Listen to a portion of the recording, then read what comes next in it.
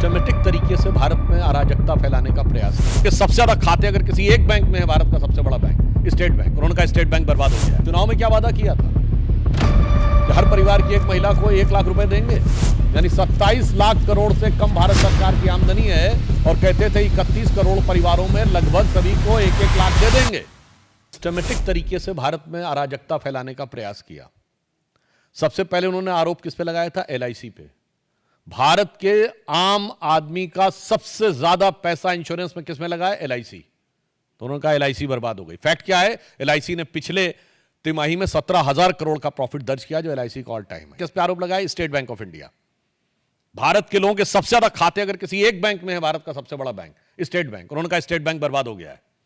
पिछली और उससे पिछली वाली तिमाही में 21,000 करोड़ रुपए का प्रॉफिट दर्ज किया है, जो SBI का ऑल टाइम हाई नहीं है।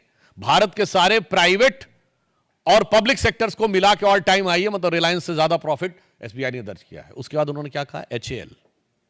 HAL क्या है? भारत का सबसे बड़ा डिफेंस का PSU है, और मोदी जी की सरकार में आने के बाद भारत की रक्षा क्षेत्र में आत्मनिर्भरता में सबसे आगे HAL है। उन्होंने कहा HAL बर्बाद हो गया है। ये सिर्फ 1.5 साल पहले की बातें हैं। 2023-24 HAL का रेवेन्यू 29,000 करोड़ रुपीस है, जो ऑल टाइम हाई है, और 80,000 करोड़ का उनका पाइपलाइन में है। उसके बाद अब सेबी के ऊपर अटैक।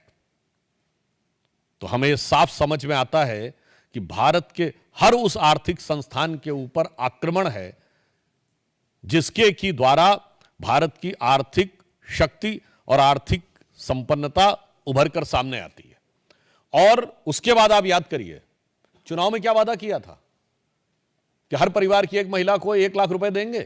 कितने परिवार हैं? 140 करोड़ की जनसंख्या, 4.5% पर फैमिली है। 4.5 से डिवाइड करिए, 31 करोड़ के आसपास आएगा। और अभी बजट आया, हमारा रेवेन्यू रिसीप्ट कितना है? 26,80,000 करोड़, यानी 27 लाख करोड़ से कम भारत सरकार की आमदनी है, और कहते थे 31 करोड़ परिवारों में लगभग सभी को 1-1 लाख दे देंगे, यानी 31 लाख करोड़ रुपया बांट देंगे, और बहुत से गरीब और कम शिक्षित लोगों को वो भरमाने में सफल हो गए। ये साफ बात देख लीजिए कि ये आर्थिक अराजकता फैलाने का लक्ष्य है कि नहीं। और साथ में कौन? मैं कांग्रेस से पुनः ये बात जो कह चुका हूं रिपीट करना चाहता हूं, हमेशा विदेशी कंपनियों के साथ आप क्यों खड़े रहते हैं? आज से 40 साल पहले यूनियन कार्बाइड के साथ 84 में कांग्रेस खड़ी थी, बोफोर्स के साथ 87 में कांग्रेस खड़ी थी, हॉविट्जर के साथ कांग्रेस खड़ी थी, अगस्ता वेस्टलैंड के साथ कांग्रेस खड़ी थी, हिंडनबर्ग के साथ कांग्रेस खड़ी है, BBC के साथ कांग्रेस खड़ी थी। जॉर्ज सोरस का सुर और कांग्रेस का सुर बिल्कुल एक है। वो भी कहता है मोदी को हटाना है हर कीमत पे, और इनका भी कहना है मोदी को हटाना है। और जितने भी आरोपी विदेश में भ्रष्टाचार के आते हैं, वो कांग्रेस के ही प्रथम परिवार से कनेक्टेड क्यों आ जाते हैं? चाहे वो वॉरेन एंडरसन हो, टोबियो कॉर्ट्रोची हो, ग्वाइडो हेस्को हो, क्रिश्चियन मिशेल हो। तो मैं कहना चाहता हूं, ये विदेशी कंपनियों से कौन सा याराना है कि भारत के हर आर्थिक संस्थान के ऊपर कांग्रेस का निशाना है।